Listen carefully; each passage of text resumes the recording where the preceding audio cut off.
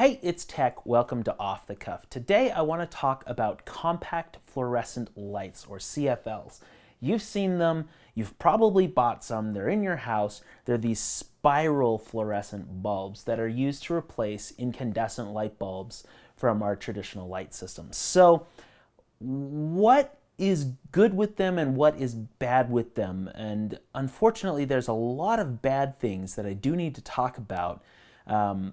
And I'll show you why in a minute. But first, I want to make the case for CFLs and LED bulbs. So the invention of the light bulb, Thomas Edison and other inventors had been working on it too, but Thomas Edison succeeded, involved what's called an incandescent light bulb. The idea, here's an incandescent bulb. The idea was that you take a piece of tungsten, or technically you can use other metals, but tungsten works really well. You make really, really thin strands of it and you coil them up. Then you pass electricity through them, and as the electricity passes through them, they heat up. And in physics, there's a thing called blackbody radiation, which basically means that every object is radiating light, heat light, at specific frequencies based on their temperature. And if they go above a specific point, like an incandescent light bulb or the sun, it starts glowing in the visible spectrum.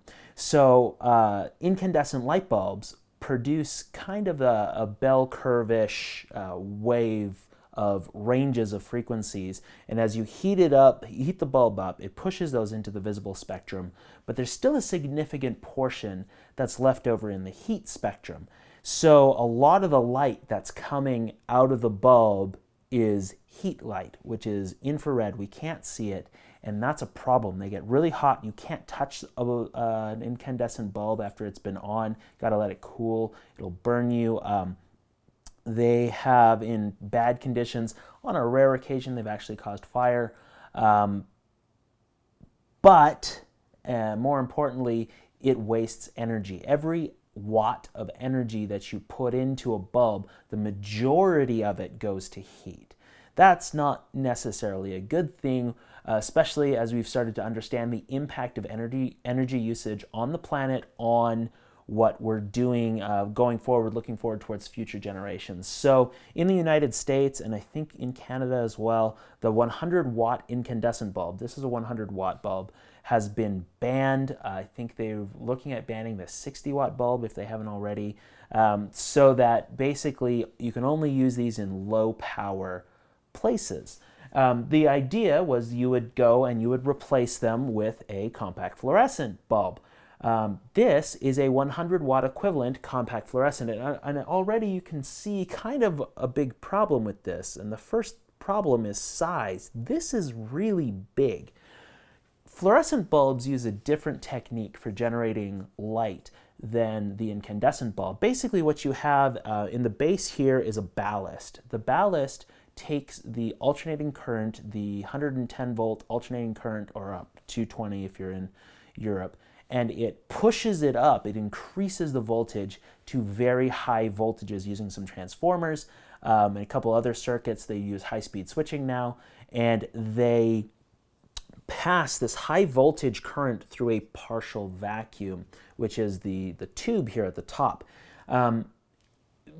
Very quickly, it's not a vacuum though, because what they do is there's a small amount of mercury metal that coats the inside of the whole tube, right? It's very, very thin, but as soon as you pass that electric current through it, you pass the starting voltage, which is very, very high, it vaporizes that mercury and turns it into a plasma. So it's stripped off all the electrons. You have the nuclei of the mercury going towards the nuclei are positive, they'd be going towards the cathode, and then you have the electron stream going towards the anode. And that flow of energy, they get energized, or they get neutralized at each electrode, and then go back and have it stripped off again. And in that process of stripping off those electrons and that transfer of energy, it releases ultraviolet light, pushing up towards UV, almost to the point of X-rays, not quite in most cases. And what they do is they take that UV light and they capture it with this white coating. That white coating is phosphors, specifically color-tuned phosphors. Now, this is not phosphorus. That's a specific element on the periodic table. These are phosphors, which they're called phosphors because they originally thought that only phosphorus and compounds made from it could be used as them, but that is not true.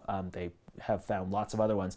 Basically, what phosphors do is they glow in the presence of other forms of energy. So you pass electric light, or not electric light, that makes no sense. Cathode ray tubes are actually a really good example where you're passing an electron beam striking phosphors, and that causes the phosphor to glow, which emits visible light in a specific color range. You can also pump them full with UV light. If you have anything that's glow in the dark, those are long glow phosphors that are being used to generate the light. It's also why they're usually that greenish yellow color, because the long glow phosphors tend to be more in that range. But the phosphor coating inside of these CFLs is a broad spectrum mixture. So they've taken a bunch of different phosphors that emit at different wavelengths, coated it, pump UV light into it, and the coating translates it into visible light. So this makes it a lot more energy efficient, because the emission spectrum, that hump that I was talking about earlier, that's the word I was thinking of, is pushed up more towards the upper edge of the visible light spectrum into ultraviolet, and then it's brought back down by the phosphors, and so you're losing in the actual bulb itself a lot less heat, which is why you can pick up a CFL after it's been on for hours or days.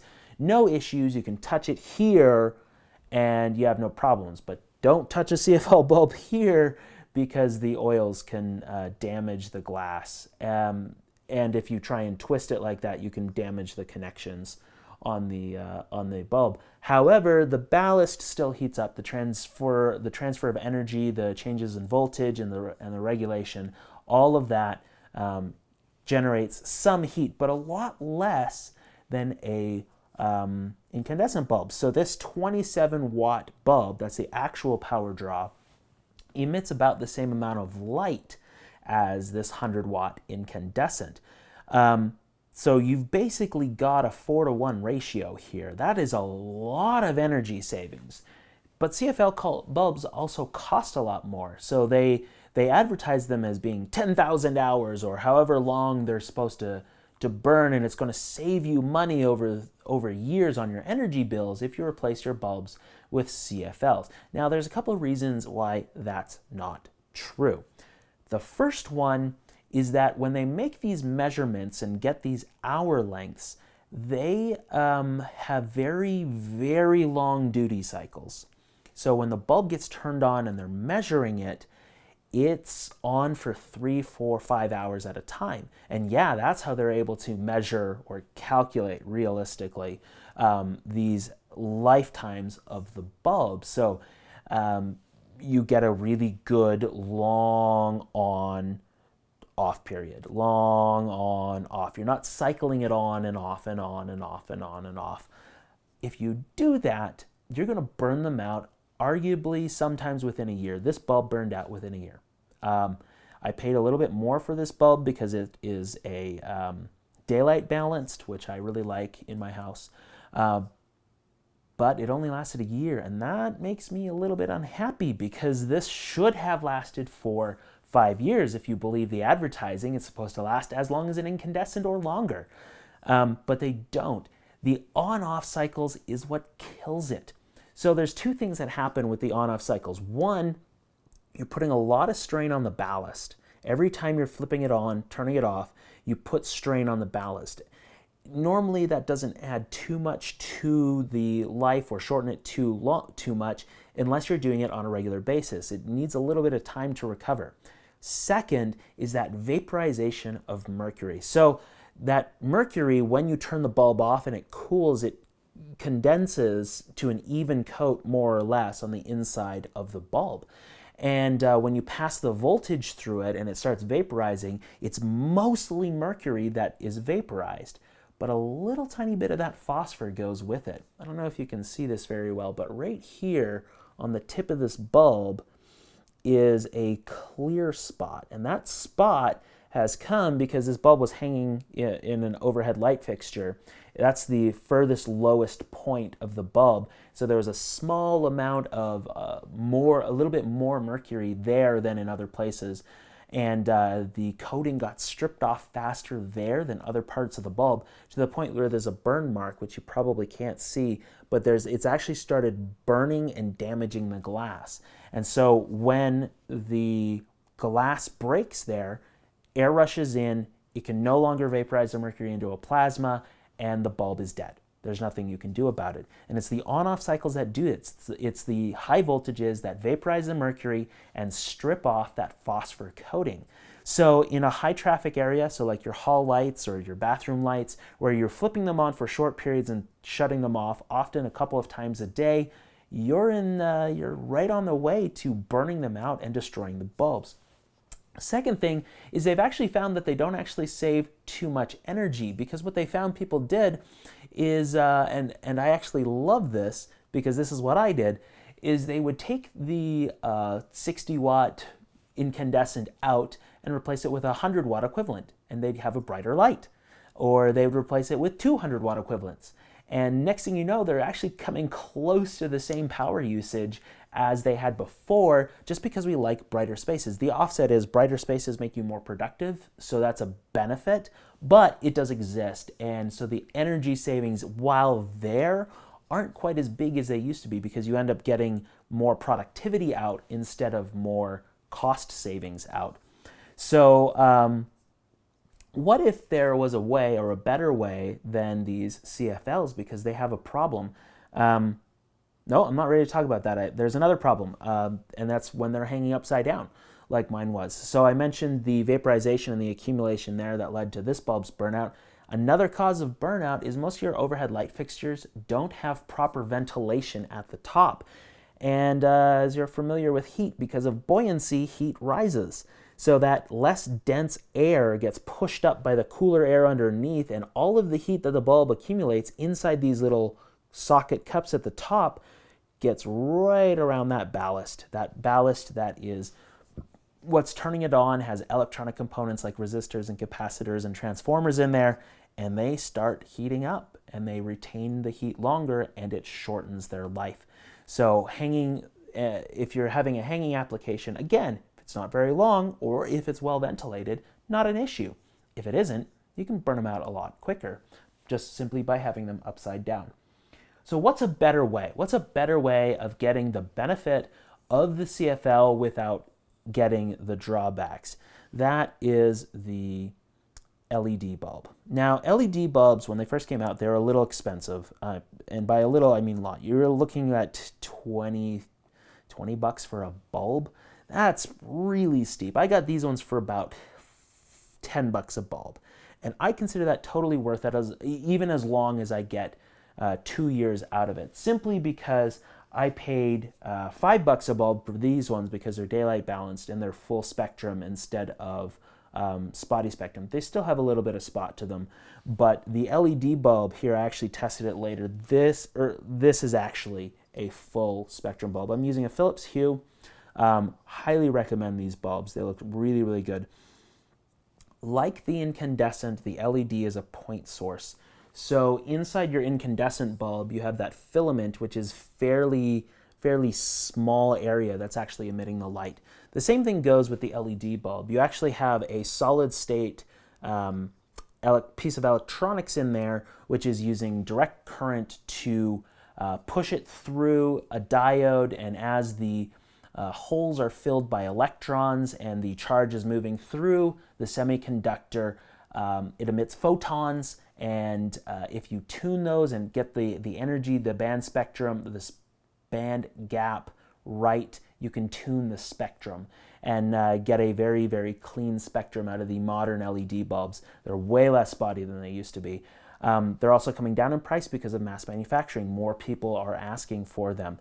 This is a much better bet. This 100 watt equivalent only uses 14 watts of power, compared to 27 watts of power and 100 watts of power. So you're looking at a savings of what, 14 to 6, 7-ish times with this guy versus 4 times with this guy versus no savings with this one, compared to the same luminous output of an incandescent bulb. So depending on where you are, that actually may translate to a lot of power savings, especially during peak demands, because these are bright for their size, great color, and they last a lot longer because they don't suffer from the same issues that the CFL does. There's nothing to vaporize in here. You're not using high voltages. The heat generated is so much lower that you almost don't have to worry about burning them out. They can hang upside down. They can be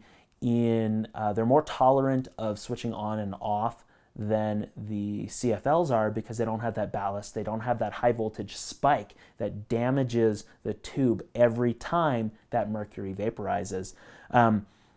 They're also using direct current, so you don't actually spike direct current. You're looking at around, I think it's like 3 volts per cell, 3.3 volts per cell in here, with multiple cells in either parallel or serial. So it's a really good way of getting electricity. I highly recommend the LED bulbs over the compact fluorescents. If we're going to keep reducing our energy costs, save the planet for future generations, if we're not going to be building nuclear power plants to give us great clean energy, because it's still by far the best electricity source that is out there, and that's a story for a different day, use the LED bulbs. They are a fantastic replacement for incandescents and last a lot longer than CFLs. Now I'm going to keep using CFLs because I have them.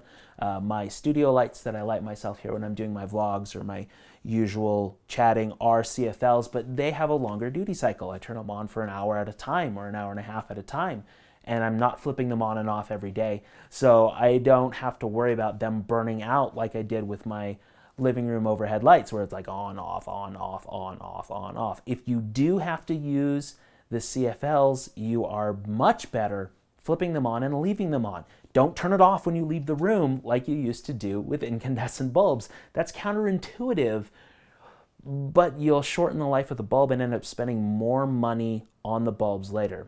Lastly, if you are in a place where you can recycle them, always, always, always recycle your CFL bulbs.